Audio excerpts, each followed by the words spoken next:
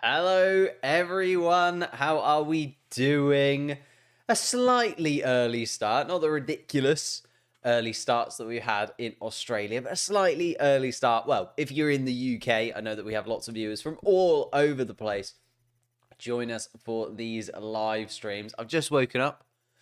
I'm feeling fresh and I'm ready to get into it. I've just been catching up on free practice 3.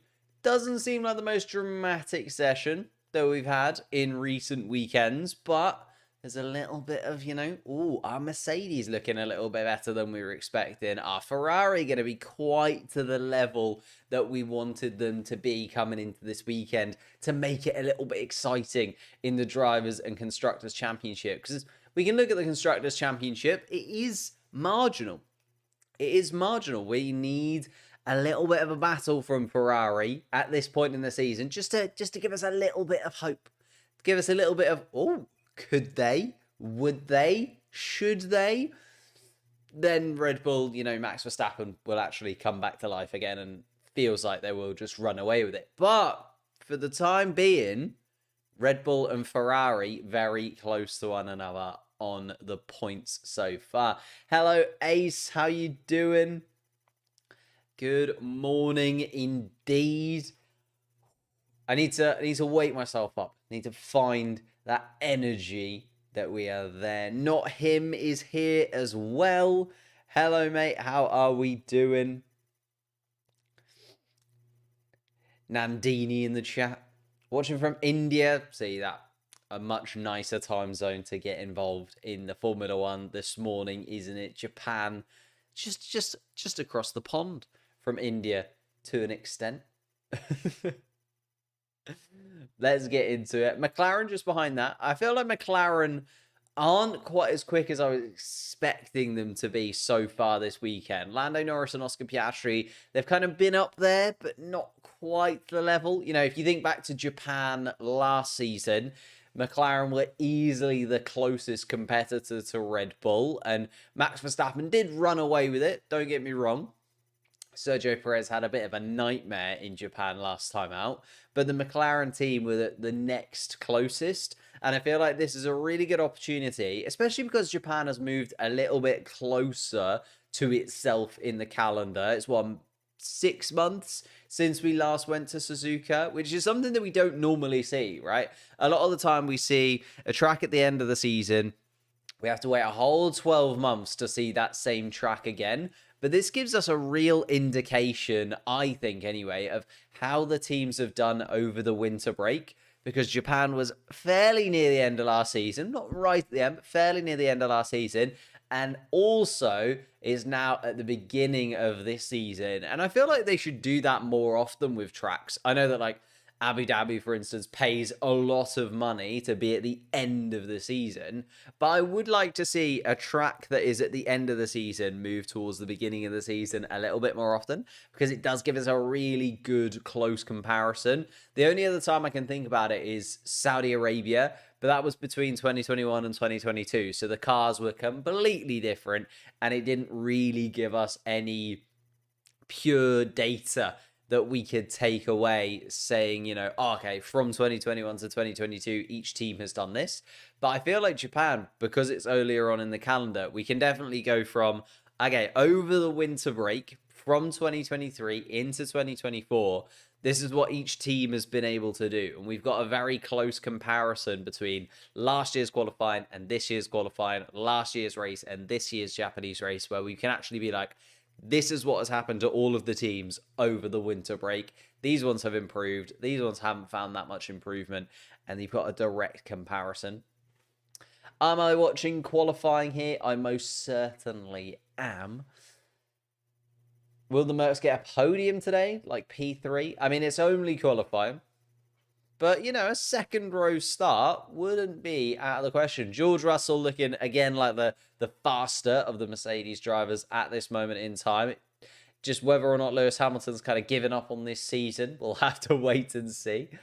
But who will win the Suzuka Grand Prix? I feel like Max Verstappen is still most certainly up there as the driver I am expecting to win this Japanese Grand Prix, just because the Red Bull last season was so good when it came to Suzuka. Whether or not that was just because the race beforehand was Singapore and Max Verstappen was, coming into it having lost that 10 race win streak to Carlos Sainz, and therefore was like, no, I know that I lost last time out in Singapore. I came 5th in Singapore, but in Japan, I'm just going to come out and absolutely blitz everybody. That could have been the case.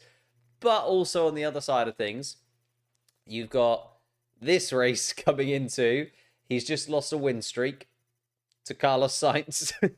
George Russell's just had a DNF on the final lap. There's a lot of parallels between the Japanese Grand Prix last season and the Japanese Grand Prix this season, even though it is in a completely different portion of the calendar, which I find very interesting indeed. But I feel like Max Verstappen is still gonna turn up and be pretty quick this weekend. Only a DNF has really caused him to lose out in Australia. He was leading that Grand Prix comfortably with his rear right brake locked in place. And that just shows you the kind of form and where he is at right now. Hello, lads, in the chat. How are we doing? Ace favorite team? I mean, I can't really hide it too much, can I? A little bit of bias coming from me in terms of McLaren, have to be honest with you. Missed the Indian Grand Prix. Yeah, that kind of just disappeared off the calendar, didn't it? Although China back this year, after being off the calendar for a little while, that was mainly due to COVID-y stuff though, wasn't it? So you never know, the Indian Grand Prix could make a comeback. I also missed Malaysia. I thought Malaysia was a very good Grand Prix. How many videos do I post in a week? Very, very up and down. Very up and down. I like to post at least like 1 long form video a week. 2 if there's not a Grand Prix. But then I do just like to do a live stream or 2. Like last weekend, because there wasn't a Grand Prix, I did a live stream instead, where we played the game where you combine things. I can't remember the name. Infinite Craft. We played Infinite Craft, and we tried to make all things Formula 1. That was a really fun stream, actually, and I'm debating doing a sequel to that stream where we go even further in depth. So if you'd like to see a sequel to the Infinite Craft stream, head on over, check that one out. It's only about an hour or so. Head on over, see if you enjoyed it. And if you did, leave it a like. If it gets to a certain amount of likes, I haven't really put my finger on it yet. I think it got to just over 100. So that's pretty good for a live stream. So we should probably do that again. Do I do much sim racing? I do. I do have a wheel. I have a Logitech something or other. Not huge in sim racing, but I do a little bit of it here and there. Anyway, let's talk about McLaren. We kind of detoured away from them. As I was saying, I expected McLaren to be very high up the standings this weekend. I feel like when McLaren get it together, and this is the kind of track where they should be able to get it together, they have been very, very competitive. Oscar Piastri coming into this weekend, back-to-back 4th place finishes. I'm expecting some good racing from the McLaren team over the course of this weekend. And I'm feeling like Lando Norris kind of needs a race to kickstart his season almost. I know he hasn't, it's not been like horrendous through Bahrain, Saudi Arabia and Australia. But also we haven't quite seen like a quintessential race from Lando Norris yet where you're like, okay, yeah, he's started his season now. Whereas you can look at like Carlos Sainz, for instance, who's absolutely on fire right now. Max Verstappen was so good throughout the first couple of weekends. Sergio Perez was really good in the first couple of weekends. You're like, okay, we kind of need a race where it's like Lando Norris, this is the one. Similar, you could also argue for Mercedes. We haven't really seen a Mercedes performance yet where I've been like, yes, that's it. Like I know Saudi Arabia was very good for George Russell, but there wasn't anything in there where I was like, okay, his season is like kick-started now and I'm ready to go with it. So that's where McLaren and Mercedes kind of sit in my mind. Aston Martin just 1 point off the Mercedes team at this moment in time.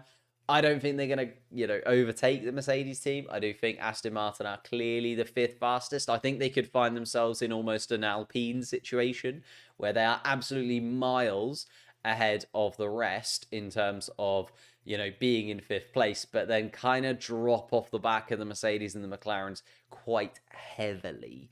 I think they could just end up being stone dead 5th place. Liked the Yuki vid. I had a bowl of cereal while watching it. Thank you very much, not him. Appreciate that. That was, yeah, the Yuki vid, little bit of a quick one. Just kind of threw it together, if I'm honest with you. I was just kind of thinking about Yuki coming into this weekend and trying to, actually, I kind of give away a little bit.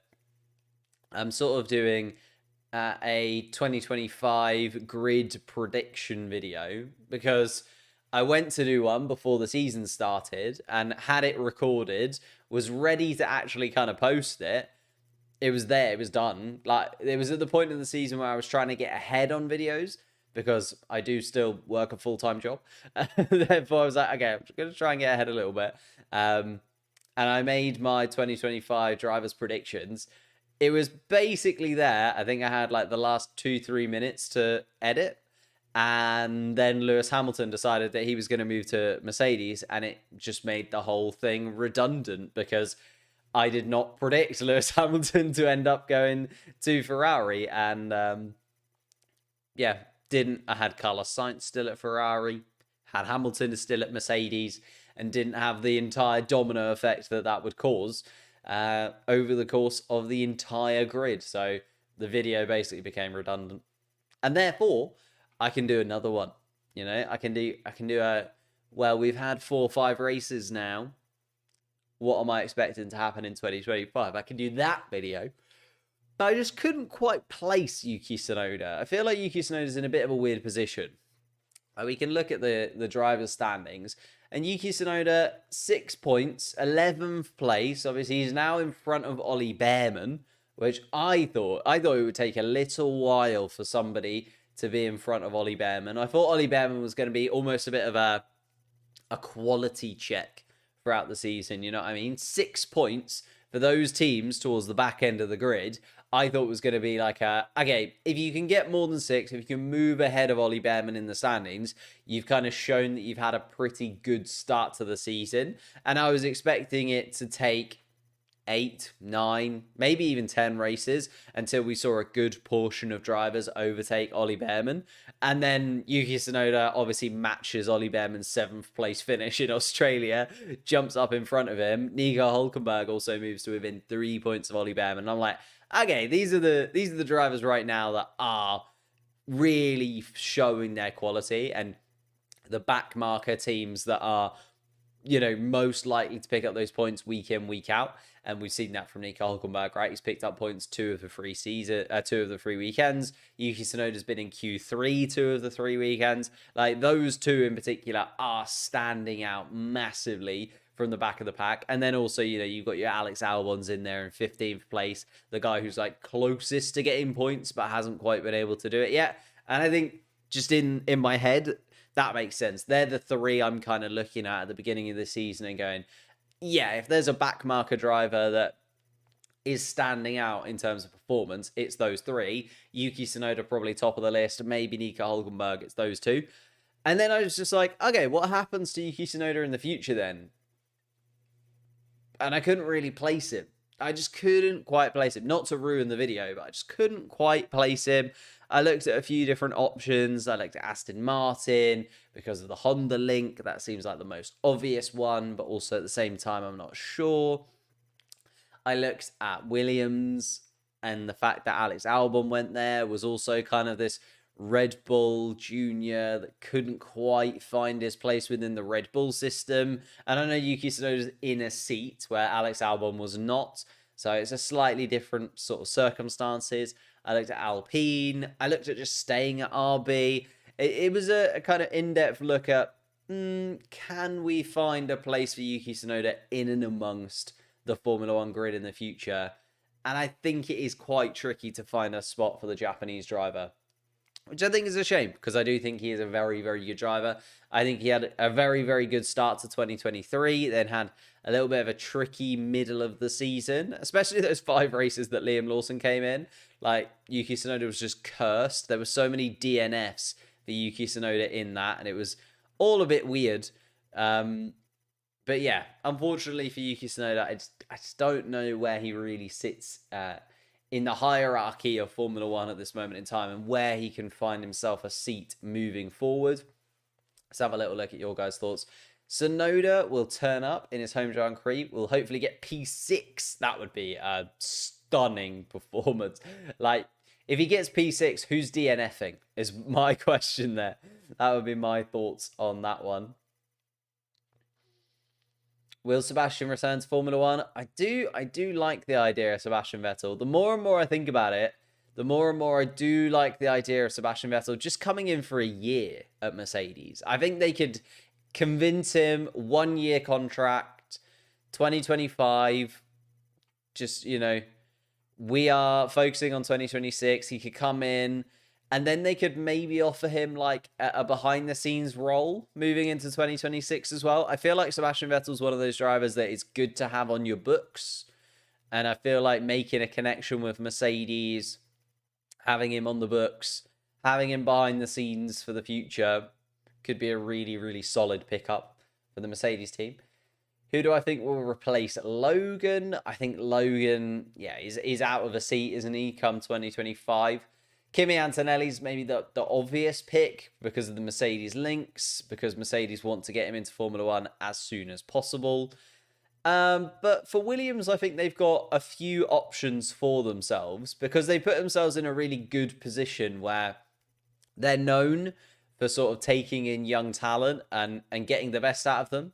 Like, you look, Alex Albon came in, George Russell did really well at Williams, even going all the way back to like Valtteri Bottas, Nico Rosberg. Like, Williams have done really good at bringing in drivers that feel like they've got potential and feel like they're just missing a tiny little bit and giving them that opportunity to almost jump into life a little bit and stand up to the test of Formula One. So I do really like that Williams second seat alongside Alex Albon, if Alex Albon is still there.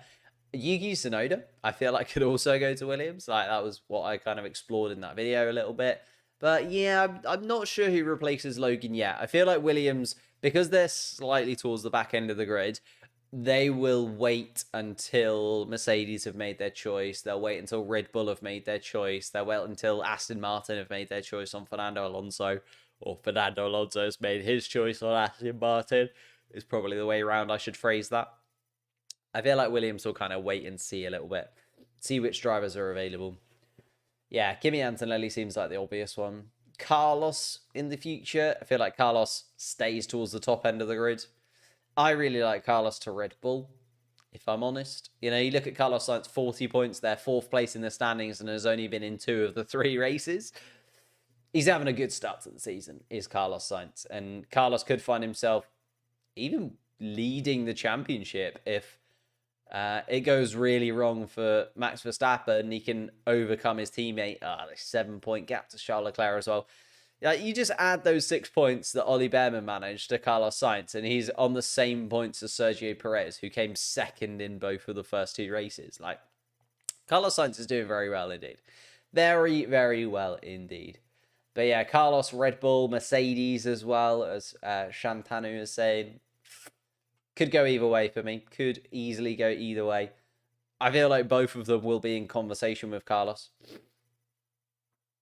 Tsunoda, if he has a great season in the RB car, can go to Mercedes. Ooh, I'm not sure about that. I feel like Mercedes, the problem that Mercedes have got, and they've made a rod for their own back a little bit, is Toto Wolff is so bullish on Kimi Antonelli. And is so like, we need to get Kimi in the seat, need to get Kimi into Formula One, need to sort out Kimi, that everyone is looking at that Mercedes seat and going, well, like, if you're so hot on Kimi Antonelli, what's the point in me going there? Because I'm only going to get a year, maybe 2, at the absolute most. Like, there's no point in me going there and sort of just getting a year in the Mercedes car, especially because Mercedes in a year's time probably not going to be where they want to be. Like, the likelihood is in 2025 that they're going to just focus on 2026.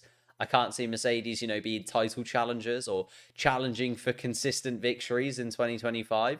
So Mercedes have kind of put themselves in a really awkward spot Because if you're Carlos Sainz, you're like, okay, I don't want to spend just a year of my career at Mercedes. Or you're gonna look at like Alex Albon.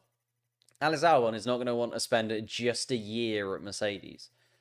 But because they're so bullish on Kimi Antonelli, you kind of expect, like, that they're probably expecting him to come into the seat sooner rather than later. And yeah, it's very weird at Mercedes right now.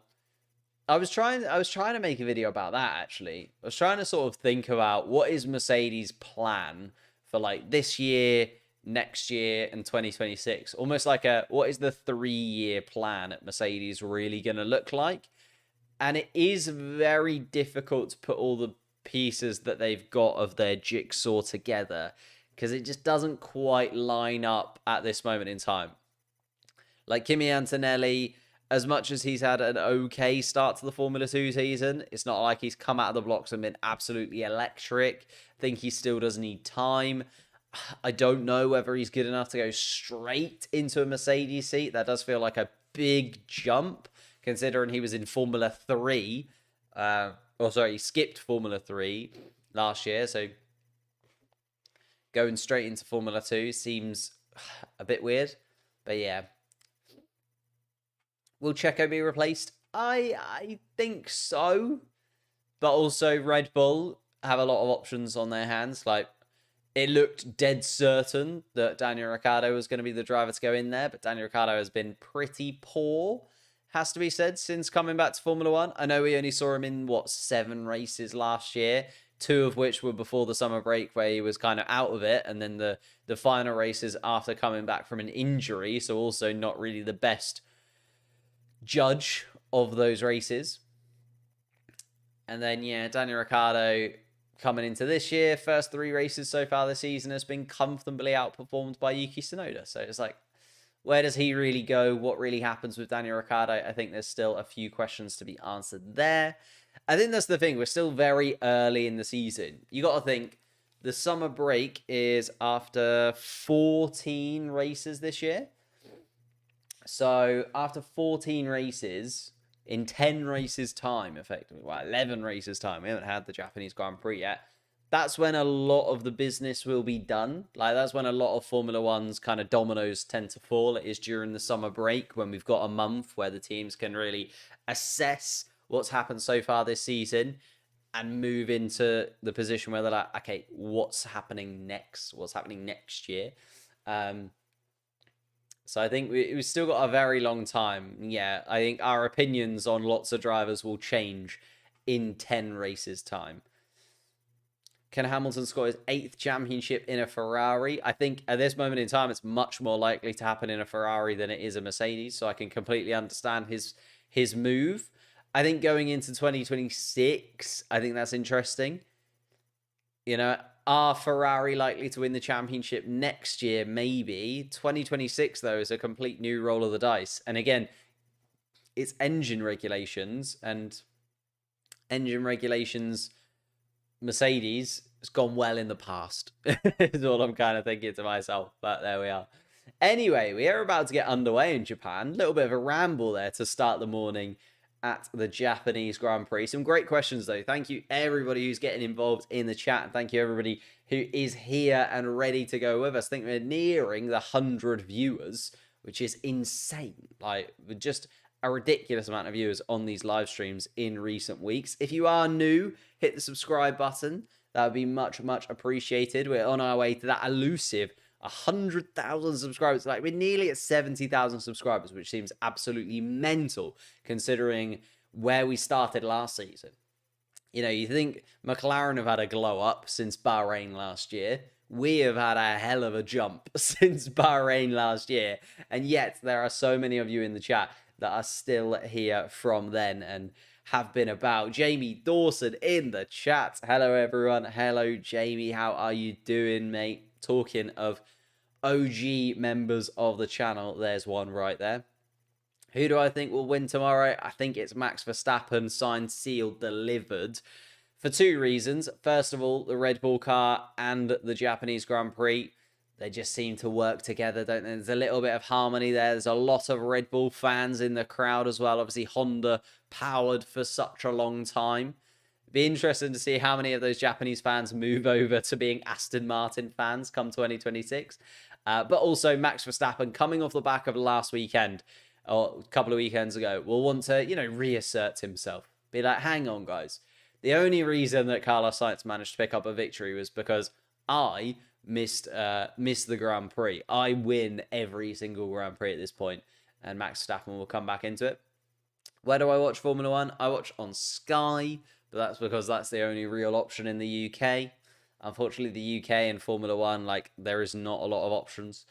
I wish we had more of a broad stroke when it came to where and how we could watch Formula One. Hopefully in the future, they will be a little bit of a shake-up in that sense. Oscar Piastri's birthday today is indeed Oscar Piastri's birthday. 5th in the championship as well, Oscar.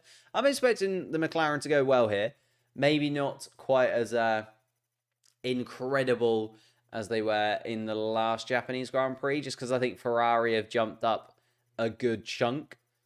And I think Ferrari will still be that closest competitor to Red Bull, where McLaren were that last year here. But I'm hopeful. I'm hopeful for my McLaren boys that we can put it together. Have a good weekend. There is Yuki Tsunoda in the RB car.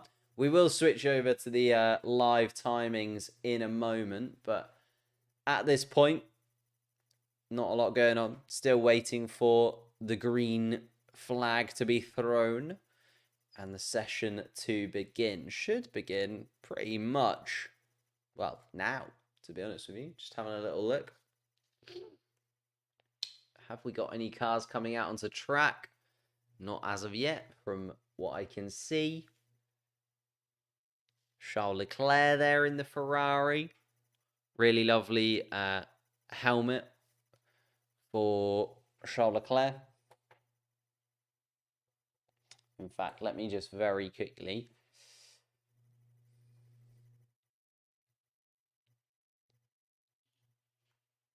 just have a little tinker. What's my favorite track? Just kind of gives it away, doesn't it?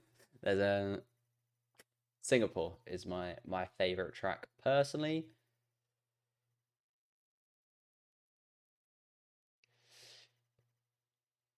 Yeah, we have to pay quite a bit for TV, unfortunately, in the UK. Imagine Ocon leaves Alpine, Tsunoda joins Alpine. Yeah, I did talk about that as well. Did talk about that in the vid that I did recently. I sort of figured a combination of Yuki Tsunoda and Pierre Gasly would be quite an interesting one moving forwards. But anyhow, we have actually started qualifying now. We've got a few cars coming out on track. It'd be interesting to see if people kind of go early, if they're expecting a little bit of rain. But so far, so good. Kevin Magnussen, the only man running around the Formula One track right now.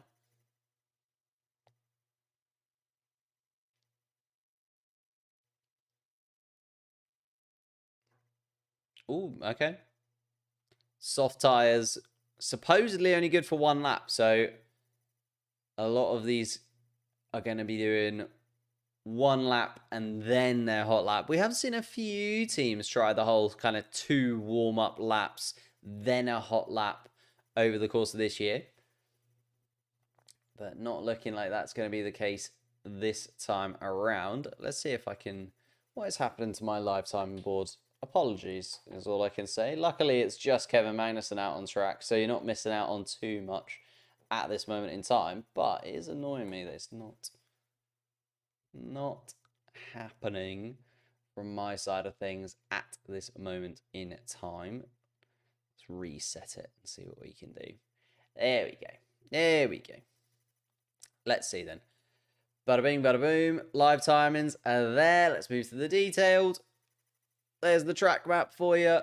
Kevin Magnussen, the only man out on track as it is. And not a lot of radio messages coming through at this moment in time. I do love Suzuka though. as a track, it is absolutely wonderful, isn't it? Kevin Magnussen going through the 130R, through the spoon corner. I just think as a track, they nailed it.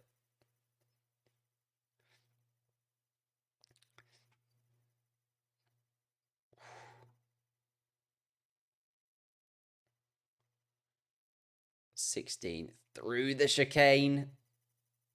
Kevin Magnussen setting the marker, setting the standard so far this weekend. Interested that he's literally the only guy out on track. I thought, you'd see a few guys maybe come out early, set the standard a little bit. But no, everybody holding on, waiting for Kevin Magnussen to do their lap. And here comes the Williams of Logan Sargent. Another big shunt for Logan Sargent in free practice. Obviously not what you want to see. Luckily, no damage to the chassis, because they still don't have a spare chassis down at Williams, which I find absolutely mind-boggling. But that's where they're at. Unfortunately, Williams, they were a little bit behind in getting their car sorted. That's why they missed their shakedown in Silverstone at the beginning of the season. We did know they were behind, and cracks beginning to show, particularly in Logan Sargent's chassis, I would imagine. But he's there. He's still in it. And at least this weekend will get to qualify. Last time out, obviously, in Melbourne, had to give up his Formula One car to Alex Albon after Albon had a huge shunt. Here we are then. The queue has begun. We've got the two Ferraris at the end of the pit lane and coming out onto the track. Leclerc in front of Sainz. Hamilton is then just behind that. George Russell is also behind his teammate. We've got a McLaren in the queue. Wow, it's a real queue in the pit lane at this point. Drivers slow to come out of the pits, of course. Oscar Piastri coming out, then Fernando Alonso behind.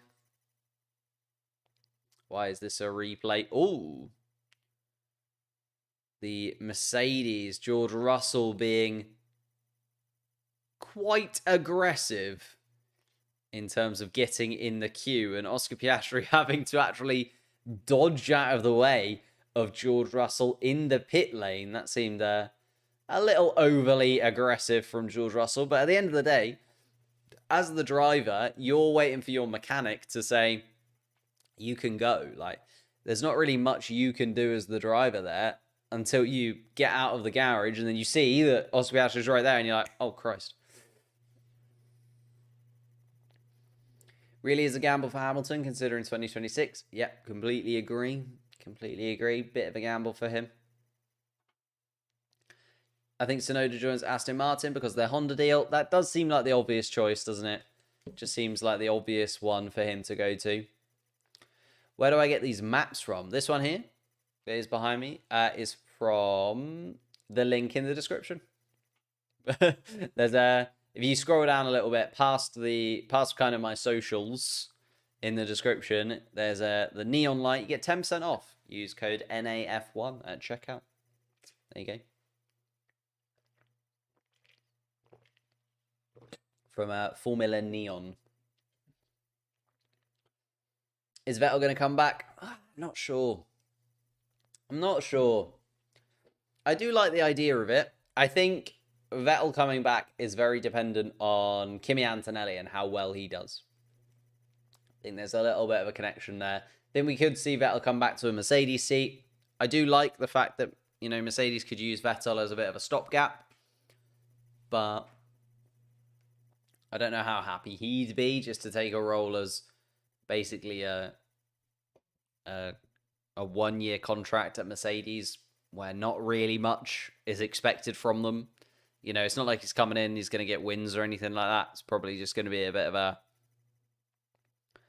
filling in the gap whilst Kimi Antonelli has another year in Formula 2 or maybe a year at Williams or something like that.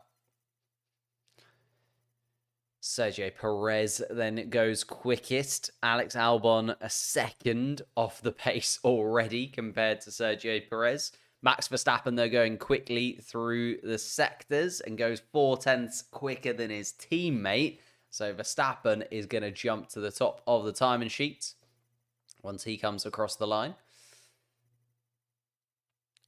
Charles Leclerc comes across the line for Ferrari and is a second off the pace of Max Verstappen. So Charles Leclerc with some time to find. Carlos Sainz goes at least a little bit quicker, 0.6 off of Max Verstappen's pace. And this is what I was worried about. I was worried that this Red Bull is just going to be so quick around here. So ridiculously quick.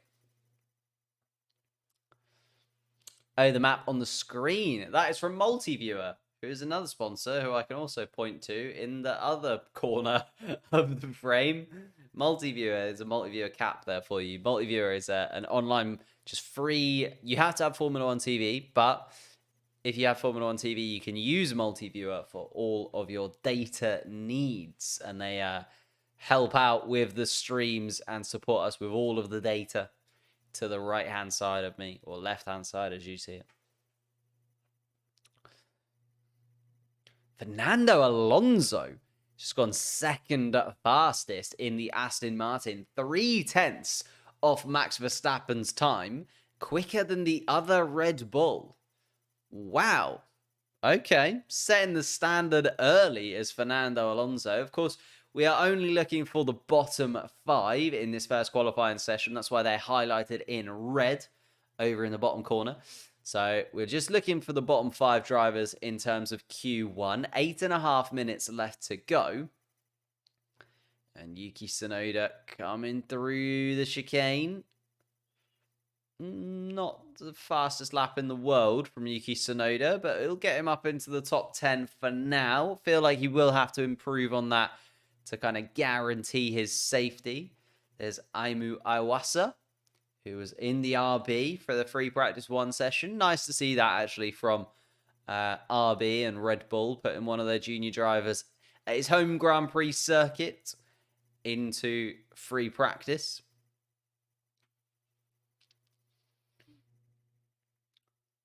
Lando Norris. Come on then, let's see. Oscar Piastri was, what, 5.5 tenths off the pace. Where can Lando Norris put himself?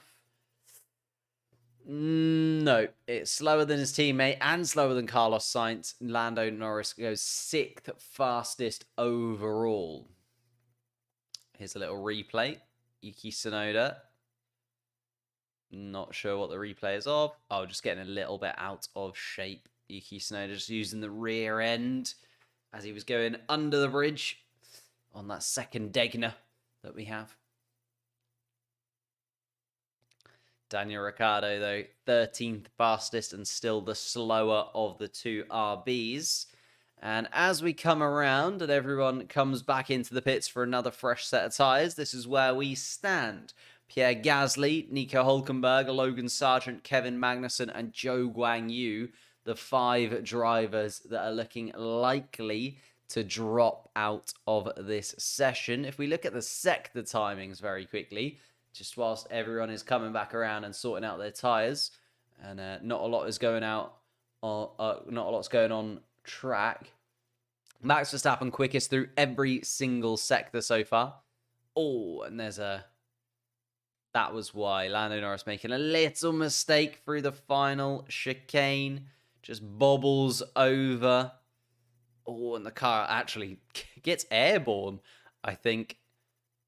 Just bouncing across the circuit there, Lando Norris. That was where he lost a lot of time. And you could see, you know, losing out in the middle sector as well. Lando Norris, 10th fastest overall there. Fernando Alonso has been finding a lot of his time in the first and second sectors. Third sector was a little bit off for the Aston Martin. So there's time there to gain.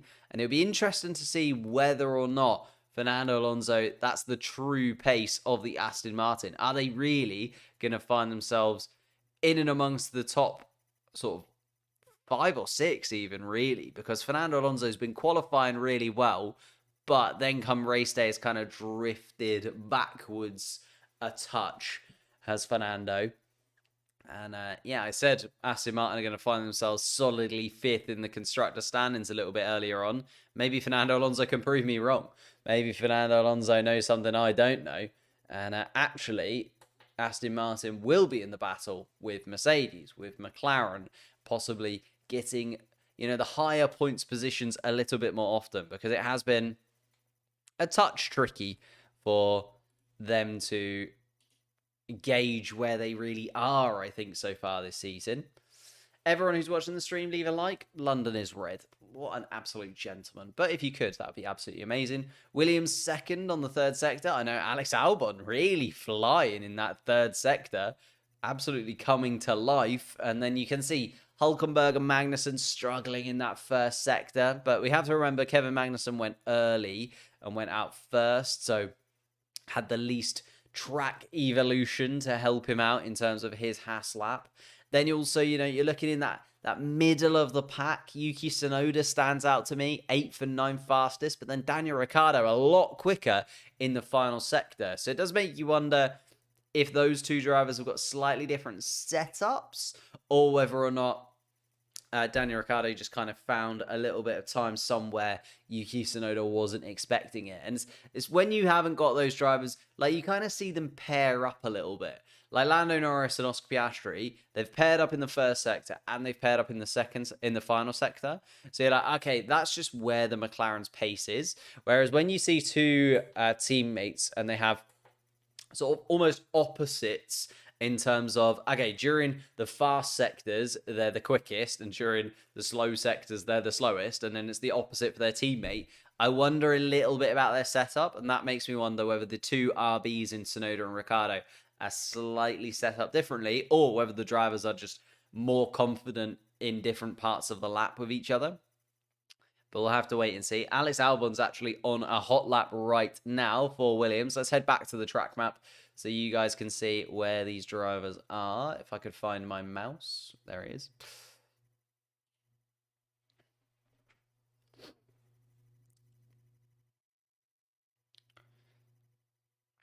And Alex Albon comes across the line and goes 11th fastest. Not too shabby at all from Alex Albon. Sets out his stall. And that's going to be it. Logan Sargent comes across the line and is 15th fastest. So Logan Sargent is undoubtedly going to drop out of this session. I am assuming that Ocon, Gasly, Hulkenberg, Magnussen, or Joe is going to be able to improve on their lap time enough to knock Logan Sargent out there.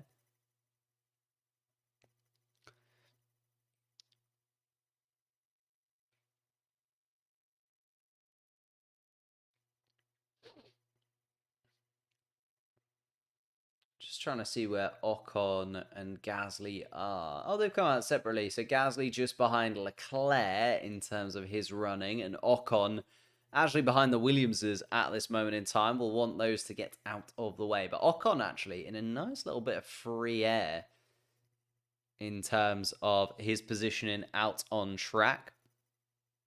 Hulkenberg and Magnussen also in and amongst it. Magnussen actually just coming through 16 and 17. Hulkenberg going over the bridge. But Charles Leclerc starts a flying lap for Ferrari. Pierre Gasly behind him. And Gasly is the man to keep an eye out for at this moment in time, because he is in that bottom 5. Charles Leclerc currently 10th fastest, and you'd assume that will be good enough, but wants to improve in the Ferrari.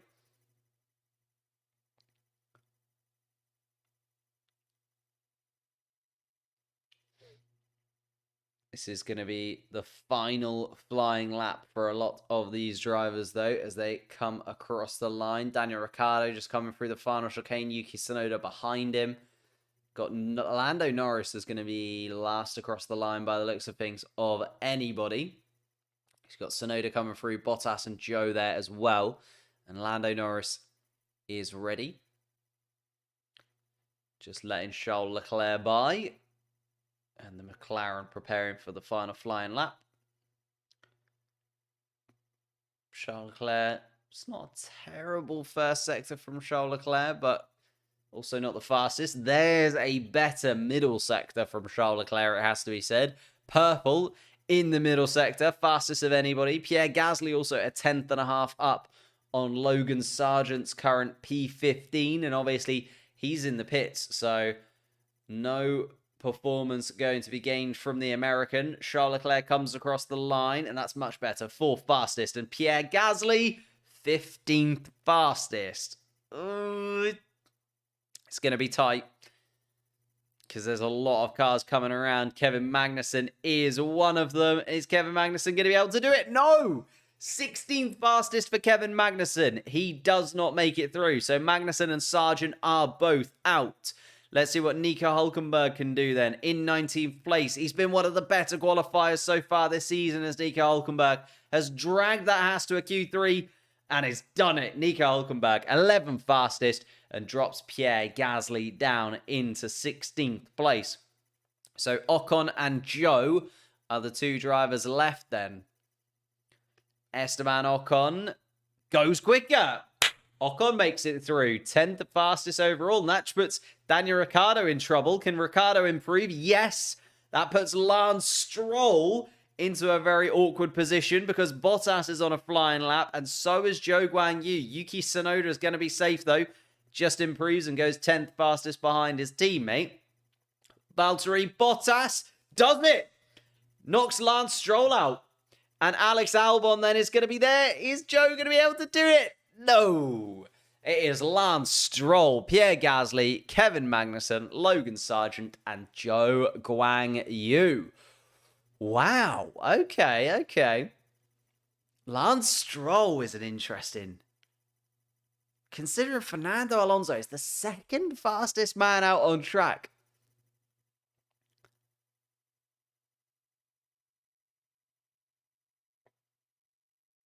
Wow. Lance Stroll. Ooh. Is this the start of another spiral for Lance Stroll? A 2nd off the pace. Alex Albon sneaks through in 15th place. So there is your confirmation then. Looks like they are all back around, sorted and done. It is going to be Lance Stroll, Pierre Gasly, Kevin Magnussen, Logan Sargent, and Zhou Guanyu starting at the back tomorrow. Lawrence needs to get rid of Lance. It does make you wonder, doesn't it? It does make you wonder. What's really going on there? Pierre Gasly also incredibly frustrating, considering Esteban Ocon making his way through.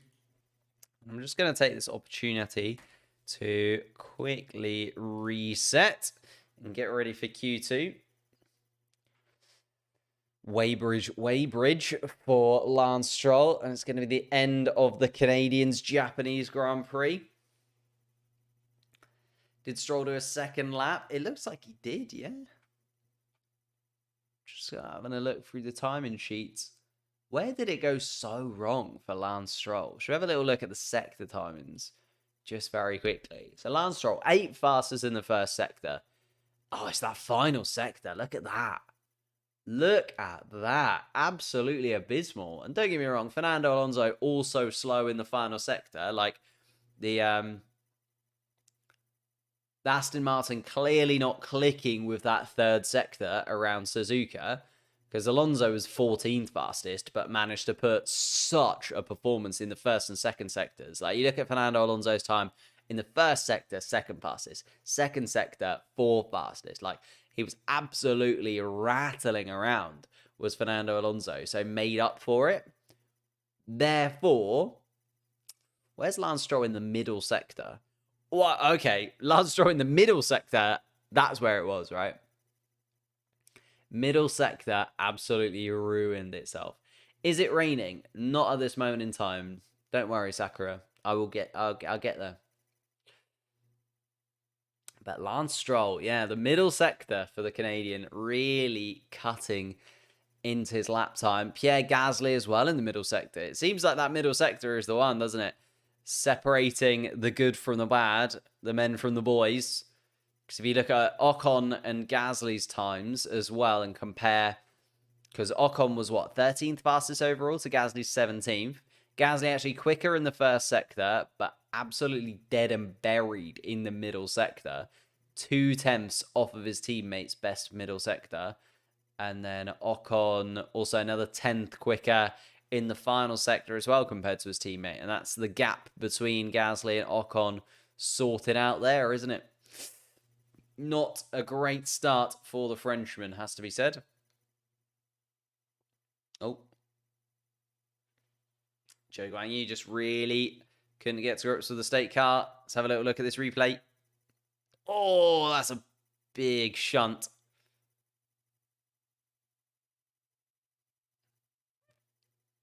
He's just bobbling and bouncing all over those. I know that you have to take that final chicane, tight. But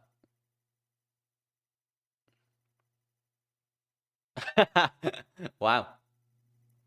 Ocon's race engineer, really not that bothered in comparison to Esteban Ocon. So it comes on the radio. Esteban, we're through. That's all right, isn't it? And then Ocon's like, yeah. Ridiculous.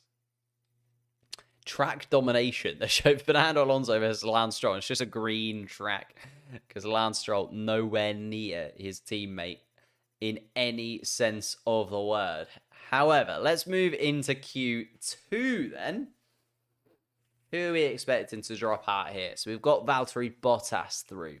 We've got Ricciardo and Tsunoda. We've got Ocon. We've got Hülkenberg. We've got Albon. One of those drivers is again going to sneak into the top 10. It was Hülkenberg in Bahrain. It was then Tsunoda twice around in Saudi Arabia and Australia. Let's see who is going to sneak into that top 10 from those teams outside of the big five, I guess, that we've got in Formula One right now. Those are the best sector timings. I reckon Tsunoda had a bad second lap. Yeah, Tsunoda wasn't quite on there in terms of the second lap. But then he knew he was kind of through, if that makes sense. So I feel like he knew he didn't have to improve. And therefore, it's a bit of a weird mindset when it comes to qualifying, isn't it? Like when you know that you don't actually need to improve, you can kind of balance it out a little bit more in your head, and you know that you don't have to put yourself under that ridiculous pressure. Anyhow, Q2 is underway. 15 minutes for this one. And both of the Red Bulls coming out early this time around. Sergio Perez followed by the championship leader and current world champion Max Verstappen. I'm expecting Max Verstappen to kind of storm through, if I'm honest.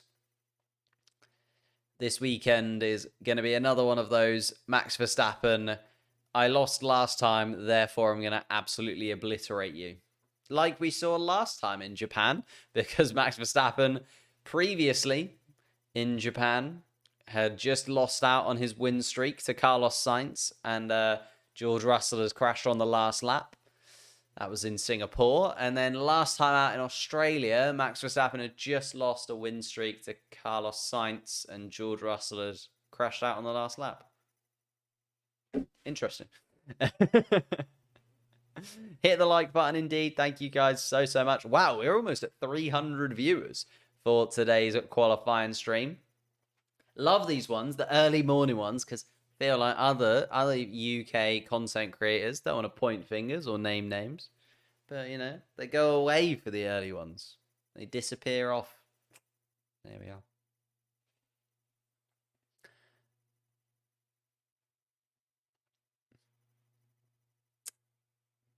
Just trying to see if there's any sort of updates on Lance Stroll, to be honest with you. Like, did something go wrong? I was kind of expecting him to say something went wrong, this did this, but nothing that I can see so far. Max Verstappen going slightly quicker than his teammate through the middle sector as they come around to start their flying laps. Ooh. Lewis Hamilton coming out of the pit lane as Max Verstappen starts his flying laps. Just going to sweep past the Mercedes. And the Red Bull disappears off into the distance. Bit of a queue once again at the end of the pit lane. But Hulkenberg out on track, Piastri out on track, Alonso, Hamilton, Norris, Tsunoda coming out now, George Russell just behind, Daniel Ricciardo in the mix as well. It's going to be the Red Bulls that get us underway in this one. Max Verstappen then through the first sector, slightly slower than his teammate. 0.02 of a second between the two Red Bulls. Sergio Perez getting the better of his teammate thus far. But I imagine this middle sector is kind of in where the men have been separated from the boys. Is Max Verstappen going to be able to claw back that 0.02 of a second and put himself fastest in this session? I would imagine so. Sergio Perez, 40 dead through the middle sector. Here comes Max Verstappen. No, slightly slower. Again, Verstappen, 0.05 slower. It is still only about a 10th between the two Red Bulls at this moment in time. Not even a 10th between the two Red Bulls. But Sergio Perez across the line at 128.7. And Max Verstappen makes up that time in the final sector. There it is. A 128.7 as well. So 100th of a second between the two Red Bulls. Very close indeed. And not quite the runaway that I was expecting from Max Verstappen. Sergio Perez turning up. Sergio Perez, remember, last year had an absolute nightmare in Japan. Ended up having contact with Kevin Magnussen. Had to retire from the Grand Prix. Red Bull then had to put him out for a lap so that he did a 5-second penalty. It was all a bit weird.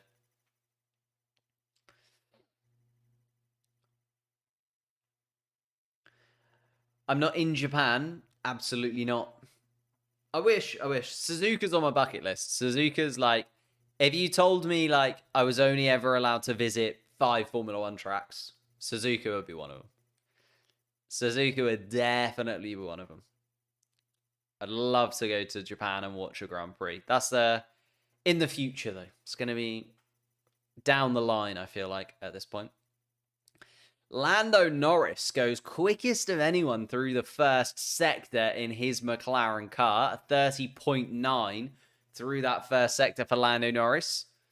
And we're going to start to see a few more cars coming across the line, setting the standard. Here's Oscar Piastri completing his flying lap. Charles Leclerc as well, setting the standard. And Oscar Piastri was 0.4 off the pace. Nico Hulkenberg, not a vintage lap from the Haas. Fernando Alonso next to come across the line and set his stall. Not bad, a 29.0 from Fernando Alonso. The sole Aston Martin, of course, Lance Stroll dropping out in Q1. Lewis Hamilton comes across the line at 129.8. So 0.7 off Oscar Piastri, although those were old tyres on Lewis Hamilton's car. You can see they've run 5 laps in comparison to everyone's 2 or 3. Lando Norris, 3rd fastest. Fastest in the first sector, though, Lando Norris. So starting to warm up to the Suzuka track a little bit. Yuki Tsunoda comes across the line, 7th fastest. George Russell, 7th fastest. Takes that from Yuki Tsunoda.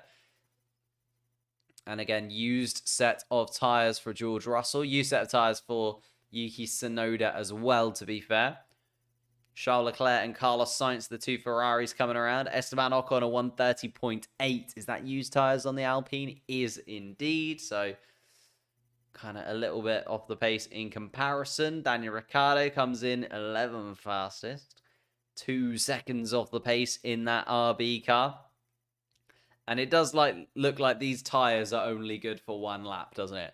There is a clear distinction between the guys on fresh sets of tyres, like Charles Leclerc and Carlos Sainz, who have just come across the line and are 0.4 off the pace, to Lewis Hamilton, who is a second off the pace. Like, that is insane, isn't it? You look, so next to the tyre symbol, it says how many laps they've done. And if that's 2 or 3, that's a fresh set of tyres, because obviously they've got the formation lap and then the flying lap. But then if it says 5 or 6, that's a used set of tyres that they have gone out on again. And you can just see the distinction between that is ridiculous. Like, I was expecting it to be quite big here in Japan, because the tyre degradation is quite high, but that is insane. Like the fact that Lewis Hamilton is 6/10 slower than Charles Leclerc, and it's just because he is on a used set of tyres compared to a fresh set of tyres. That just shows you how big of an impact it does have in terms of the grip that is available to the drivers on their laps.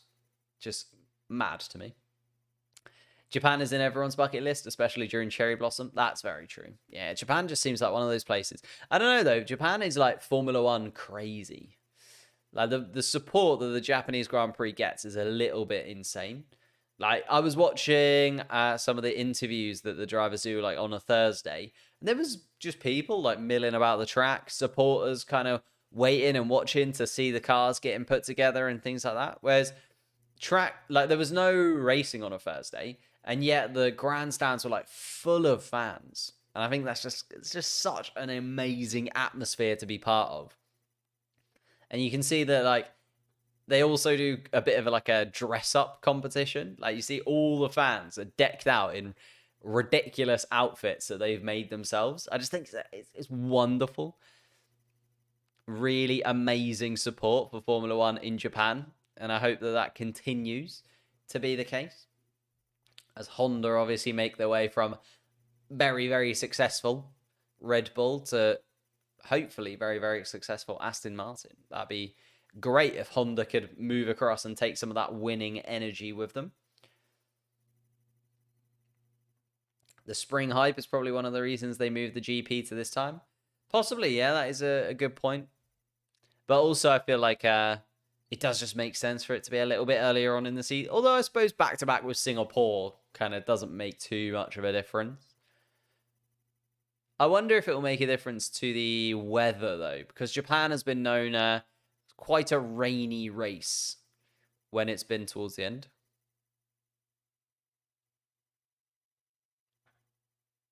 Ooh, Carlos Sainz having a little bit of a feedback problem with the throttle. Interesting. It wasn't like a horrendous lap from Carlos Sainz either. Maybe just lost a little bit of time at the end of the lap. No, not really. Yeah, Carlos Sainz, just a little bit of feedback from the throttle there, just becoming a little bit lighter than he was expecting. Yuki Tsunoda versus Daniel Ricciardo just being compared. 11th and 13th fastest at this moment. 4.5 minutes left to go. And yeah, Valtteri Bottas. Wasn't expecting Valtteri Bottas to be the driver that was going to jump into the top 10. I'm going to be honest with you. Like, I'm looking more at Yuki Tsunoda, Nico Hülkenberg. But Valtteri Bottas absolutely flying right now. In terms of sector timings, sure thing. Lando Norris fastest in that first sector, as I said. The McLaren kind of winding up. And maybe will be a little bit quicker. I was expecting it to kind of be Red Bull, Ferrari, McLaren mix, if I'm honest. Like, probably Norris, Leclerc, Sainz, Piastri in that order. Then your Mercedes, then your Aston Martins, although Lance Stroll has completely ruined that. He's now down in 16th place. But Fernando Alonso, I was expecting to kind of sneak in and amongst the Mercedes in that kind of third tier. And then we're going to have someone sneak in, aren't we?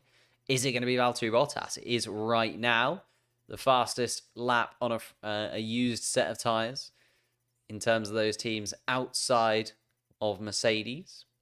Track limits for Nico Hülkenberg, track time deleted. That's why he's down in 14th, and it doesn't look like he's set a time as of yet.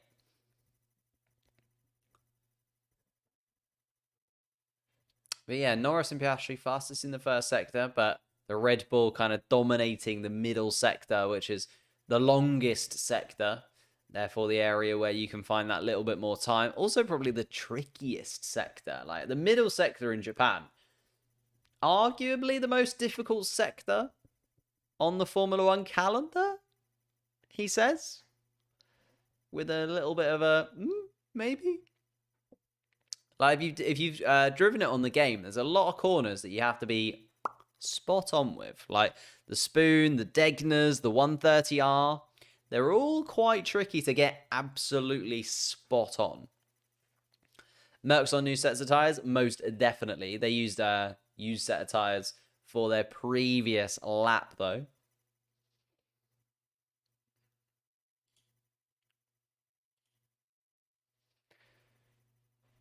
But let's have a little look then. Hamilton and Russell, as we just said, on fresh sets of tyres, just coming around towards the final sector. Interesting that, you know, the Ferraris, the Red Bulls, the McLarens, Fernando Alonso staying in the pits, more than happy that they have made their way through.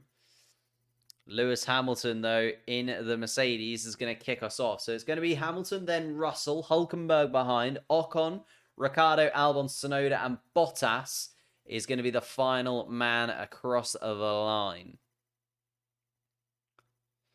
Thank you, Calm Sounds, for subscribing to the channel. Appreciate that, mate. Also, just realized I haven't moved the alert.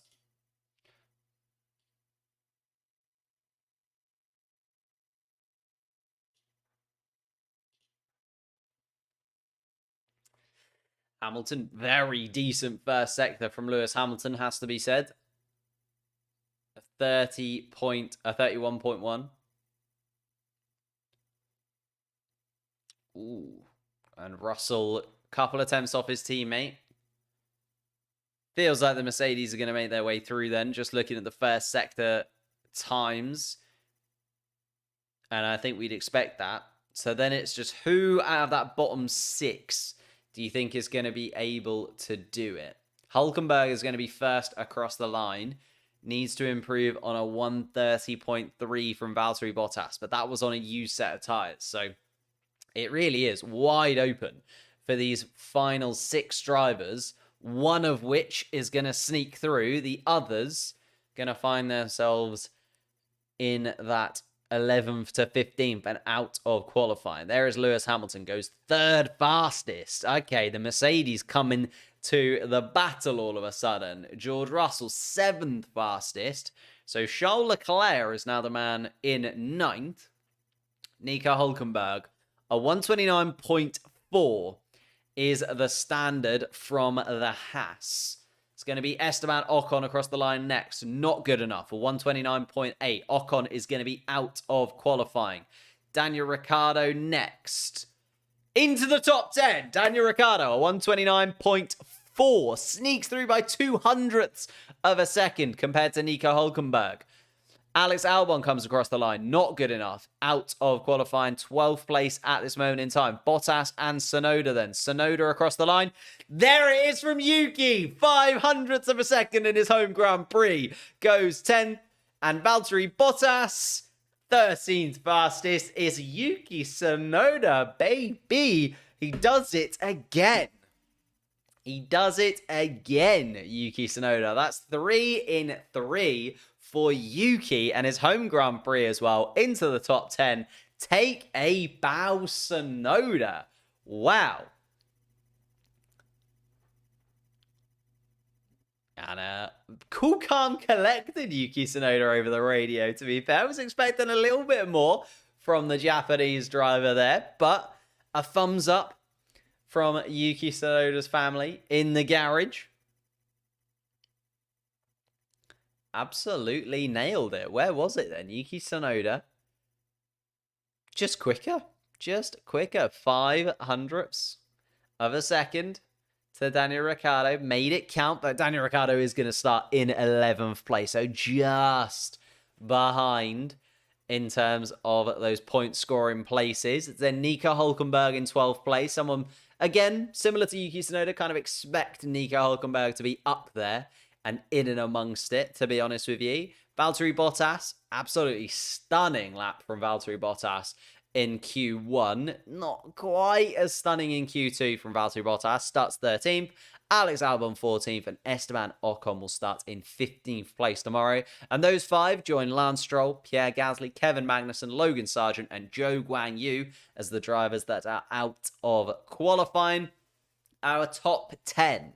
Max Verstappen, Sergio Perez, Lewis Hamilton, Lando Norris, Fernando Alonso, Carlos Sainz, George Russell, Oscar Piastri, Charles Leclerc, and Yuki Tsunoda. will fight it out for pole position in Q3 in just a few minutes' time. Yuki deserves a seat in a big team next season. But I just feel like give it a little while longer. I know what you mean, though. I know what you mean. He's having an exceptional start to the season. I just can't quite place Yuki yet, though. Like, he doesn't go to Mercedes, in my opinion. Ferrari are sorted. McLaren are sorted. I don't think he goes to Red Bull.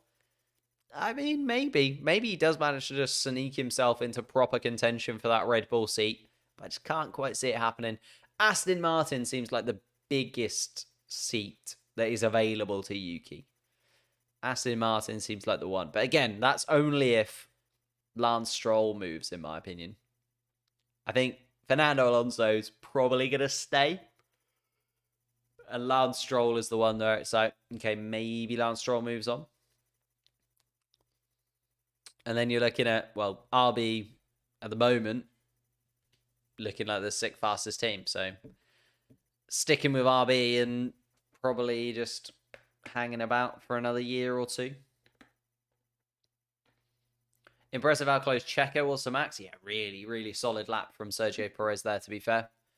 He was actually quicker in the first two sectors as well, Sergio Perez. It was only that final sector that Max Verstappen was able to, like, claw back a bit of time. It was close, don't get me wrong. I think it was like 200ths of a second in the first sector, and then, let's have a look, 500ths of a second in the second sector. So, you know, there was less than a tenth between the two Red Bulls for the entire lap. It was just Max Verstappen had a really, really solid final sector and properly made up that position. And, made up that time. And was able to get 100th quicker in the end, so...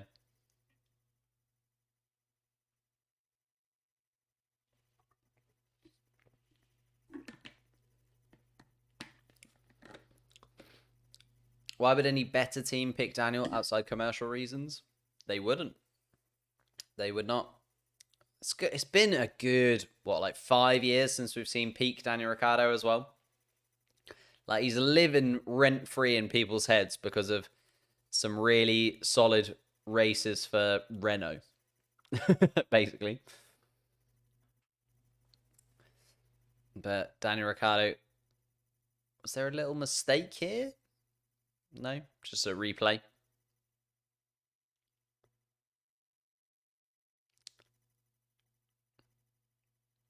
Always need to be a little bit better, but should be pleased. Okay.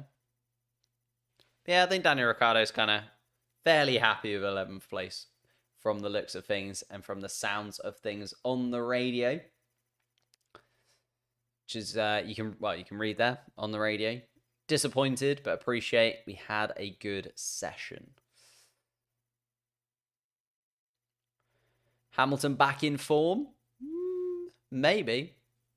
It was a pretty solid lap there from Lewis Hamilton right at the end. Just found quite a chunk of pace, especially in comparison to his teammate. I feel like George Russell has been the much faster of the Mercedes drivers so far this season. But Lewis Hamilton sneaking up there, finds himself third fastest. That is very cute. Some custom Formula One dolls. Thank you, Daniel Hickey, for subscribing. If you are new to the channel, we've got quite a few viewers in here this weekend. Very nice to see. Thank you all for stopping by. If you are new to the channel, subscribe. We are live for every single qualifying, sprint race, and race. Because remember, we got back-to-back sprint weekends coming at you. We've got China and Miami in the next few weekends, which are sprint races. And we'll be live for all 4 competitive sessions across those sprint weekends. So subscribe for that. And then leave a like as well if you are enjoying the stream. It massively helps us out and is pushing us towards that goal of 100,000 subscribers. It seems insane to say, but we're setting ourselves that goal. I feel like, once you go past 50k, you have to look at the big one. The big silver button is what we want to get. Please like the stream. Target is 100. Is indeed. Can we get 100 likes on the stream? It's what we try and aim for in all of these live sessions. I think the record so far this season is 300, nearly 400. Shall I double check? Let's have a little look. So the Infinite Crafts stream that we did last weekend got 117. So that's the most recent stream to try and beat, is 117. Australia qualifying got 134. So 134 is the record so far for a qualifying session in terms of likes this year. So it's 134 to beat. There's 500 of you in the chat. I'm just saying, should be quite an easy like target for you guys to be able to work together to beat. Is the Japanese Grand Prix going to beat the Australian Grand Prix in terms of likes? That's up to you. I'm your favourite Formula 1 creator. Thank you so much, Shadow. Appreciate that. Am I British? I am very much. From Norwich. Big game for Norwich later on as well. If you're a football fan, Norwich versus Ipswich in the Championship. Worth watching. It's going to be tasty. However, let's start talking Formula 1 once again, because we do have the Mercedes cars are going to set the standard. Hamilton from Russell. Charles Leclerc still in the garage. But we've got the Red Bulls coming out as well. Verstappen in front of Sergio Perez. Fernando Alonso, the sole Aston Martin, running around the S's. Carlos Sainz out on track as well. Piastri followed by Lando Norris. Tottenham are better. Well, yes, they're better, but, you know, Norwich are pretty good. Thank you, Johan, for subscribing. Appreciate that, mate. Who do I support? I'm a McLaren fan through and through. Lando and Piastri have got my heart. I do love Yuki as well, to be fair. Started supporting Yuki kind of beginning of last season, really started to click with Yuki Tsunoda. But it's, yeah, just absolutely love Formula 1 all in all. Dimmy, thank you for... Whoa, the subscribers rolling in. Thank you, everybody who's just subscribed. Appreciate that massively. And let's get into it then. Ellie, thank you for subscribing as well. Let's go, another McLaren fan. Yes, indeed. Right, let's get into it. Lewis Hamilton starting the flying laps for us then in the Mercedes car, coming around the first sector. And a stunning qualifying 2-lap from Lewis Hamilton to really show what the Mercedes has got. And he's going to set the standard in this Q3 session as well. Fastest through the first sector. Although he's the only person to have done the first sector. Although that is the fastest first sector of anybody so far today. So having said that, I take back the little bit of sass that I gave Lewis Hamilton there. He is the fastest of anybody until Max Verstappen goes through the first sector. He's just gone the fastest of anybody so far this afternoon in Japan. Hamilton, though, will complete the second sector and will run through that it's a very short final third sector, but you can properly make up time through the chicane if you get it right. The 130R is difficult to judge, and you're straight out of the 130R. Hard on the brakes, through the chicane, right then left for Lewis Hamilton, round the final corner, across the line, and sets the standard at a 128.766. George Russell is going to be second across the line. 129 dead for George Russell, so 0.3 off of his teammate. Lewis Hamilton still fastest, but there comes Max Verstappen, and it's 0.5 of a second. Max Verstappen on 128.2. Sergio Perez, 128.6 for Sergio Perez. 3.5 tenths off of his teammate. Fernando Alonso then through the final chicane is going to be next up in the Aston Martin. Where does he put himself? In and amongst the Mercedes cars I'm expecting? Yes. A 128.8, middle of the Mercedes. 6 tenths off Max Verstappen's time. A tenth of Lewis Hamilton. Carlos Sainz then goes third fastest in the Ferrari. A 128.6 from him. 4/10 off Max Verstappen's time. Here's Oscar Piastri, the first McLaren, goes fourth fastest. Lando Norris, though, fastest through the first sector. What can he do this time around? Second quickest overall. Come on, Lando. Love that. 2.5 tenths off Max Verstappen. Sets himself up to be second on the grid. Yuki Tsunoda across the line, a 130.1.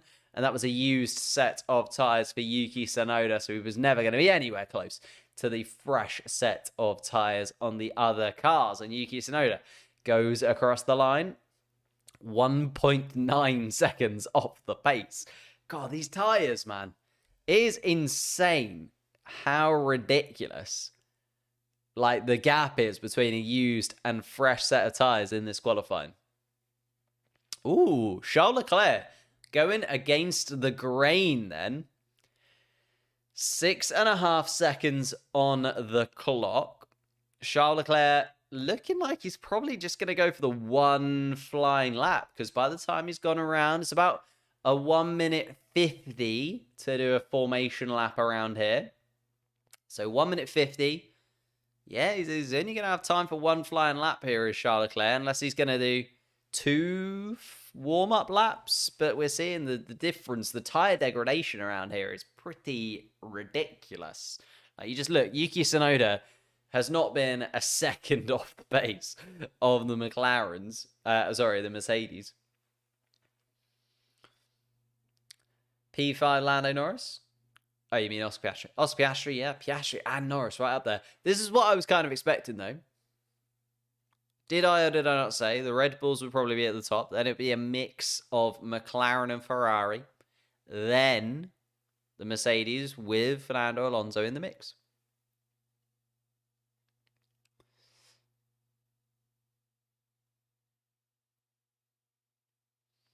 Fernando Alonso, good lap, he says. So Fernando Alonso,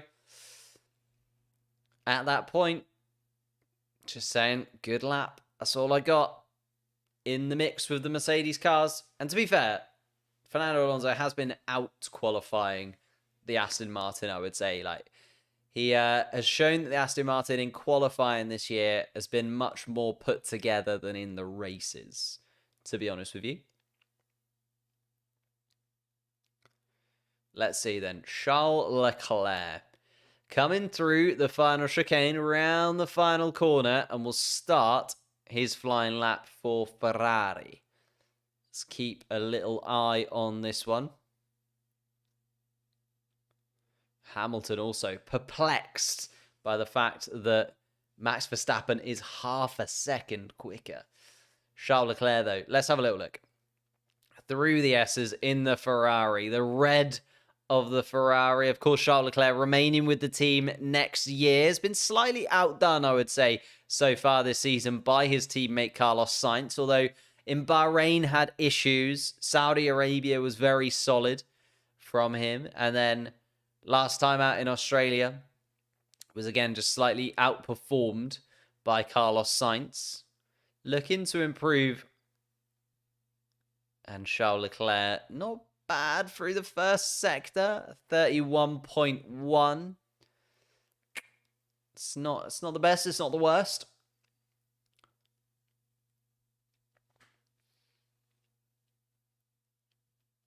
Lando Norris pole, I would absolutely love that, James. I'm not going to lie to you. I might jump out of my skin. Let's go, Piastri indeed. Fastest in the middle sector from Charles Leclerc then. Okay, Charles Leclerc has turned up to this session. 39.8 final sector. Very short. Comes across the line. Ooh. Ooh. Ooh. So it's going to be 7th fastest at best for Charles Leclerc. Ouch. That's not great. I think that's his worst qualifying for Ferrari, isn't it? In Japan, I should say. In Japan. It's a very, very poor choice of words for me. His worst qualifying in Japan for Ferrari. But yeah, Leclerc, 5 tenths off, slower than Lewis Hamilton. Ugh. Not the one for Charles Leclerc, unfortunately, but he'll come back in and start from, well, at best, 7th place for tomorrow. Everybody else coming out on track then. It is going to be Sergio Perez across the line first. Max Verstappen then behind. Carlos Sainz, Yuki Tsunoda, Fernando Alonso, Lando Norris, Piastri, Hamilton, and Russell is going to be the man last across the line in this qualifying session. 2 minutes left to go. Leclerc on the radio.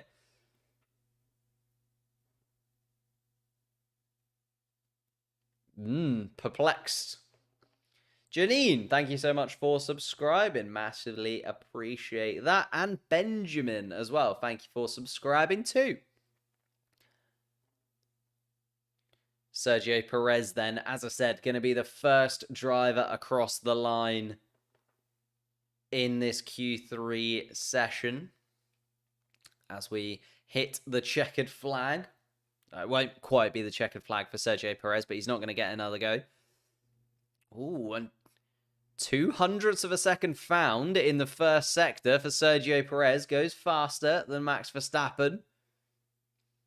Not quite as fast as Lando Norris, though, has to be said. Oh, and then Max Verstappen goes quickest through the first sector as well. Carlos Sainz also flying around in the Ferrari. Can he improve on his time? No, it's a poor first sector from Carlos Sainz. So not looking like Carlos Sainz is going to be able to do anything to improve. Sergio Perez, though, fastest of anybody through the middle sector. And a 10th and a bit up on Max Verstappen's last qualifying time. But Max Verstappen also looking to improve in the middle sector. And goes green in the middle sector. It's going to be bloody close between these two. Sergio Perez, just 0.02 of a second off of Max Verstappen's lap time. Does look like Max Verstappen's going to improve, though. Does indeed. Goes 0.06 of a second quicker than Sergio Perez. It's tight. It is tight between the two Red Bulls. Carlos Sainz does not improve on his lap time. 4th fastest for him. Yuki Tsunoda, then what can he do? And it's only 10th fastest for the Japanese driver, but he did manage to get himself into Q3 for the 3rd time in 3 races. So you have to hand it to him. Very solid indeed. Fernando Alonso is coming through the chicane. Let's see where they can put the Aston Martin. 5th fastest. Very nice indeed. Gets himself ahead of the Mercedes at this moment in time. Hamilton and Russell still on flying laps, though. Lando Norris comes across the line. 3rd fastest. So Lando Norris going to start on the 2nd row of the grid. Oscar Piastri doesn't look like he's improved. No, hasn't improved. Oscar Piastri stays behind Fernando Alonso in that. Lewis Hamilton and George Russell then, the final two. Hamilton comes across the line, stays 7th. And George Russell is going to be the final man across the line, although middle sector was pretty poor from George Russell. Doesn't improve and stays 9th fastest. So there we have it, ladies and gentlemen. Our top 20 for tomorrow's Grand Prix. Thank you, Charlie, for subscribing. Massively appreciate that. Is it going to load? There we are. Max Verstappen, quickest of anybody, once again, takes pole position for the Japanese Grand Prix. Sergio Perez, within a 10th of his teammate. 0.06 of a second between the two Red Bulls. Then Lando Norris is going to start on the 2nd row of the grid in his McLaren alongside his old McLaren teammate, Carlos Sainz. Lovely to see that pair once together again. Fernando Alonso, I feel like, has absolutely smashed qualifying today. A 5th place for an Aston Martin car that was looking very shaky coming into this weekend. Very well done indeed. And Oscar Piastri starts in 6th place beside him. It really is the old and the new on the 3rd row of the grid. Lewis Hamilton will start alongside Charles Leclerc, the two Ferrari teammates for next season. But Lewis Hamilton still in a Mercedes in 7th place. And Charles Leclerc, not the lap he would have wanted, in 8th place. George Russell and Yuki Tsunoda will start on the 5th row of the grid in 9th and 10th place respectively. And that is exceptional work from Yuki Tsunoda, starting inside the points at his home Grand Prix. He will be looking to massively move upwards. Can he get a podium? No, he probably can't. But we can dream for Yuki Tsunoda at his home Grand Prix. An exceptional lap once again, and 3 Q3 performances from the last 3 Grand Prix. And Yuki Tsunoda absolutely in the form of his life right now. Then we move outside of the points, starting in 11th place tomorrow. Daniel Ricciardo, his RB teammate. Then also Nico Hülkenberg in 12th place. Valtteri Bottas starts 13th. Alex Albon 14th. Ocon in 15th, rounded out those drivers that managed to get it through to Q2. And then 16th place, Lance Stroll. Pierre Gasly starts in 17th place. 18th place is Kevin Magnussen. And at the back of the pack on the 10th row of the grid is Logan Sargent and Zhou Guanyu once again in 20th place come qualifying. Absolutely brilliant session from you guys. Thank you everybody who managed to pop in. Thank you all the brand new subscribers to the channel. Thank you everybody who is subscribed to the channel in general as well. Absolutely smashed the like record for this season. Japan has now set the standard with qualifying sessions, but we will be back live again once we get to the Japanese Grand Prix tomorrow morning. And then we have back-to-back sprint weekends on the cards as well. So make sure you are subscribed to the channel to catch up with all the qualifying, sprint races, and races that we've got coming over the course of this season. We are 3 races in, 21 still to go, and the Japanese Grand Prix tomorrow. I'm massively looking forward to it. Thank you guys so much again. I'm going to disappear, and I will see you tomorrow.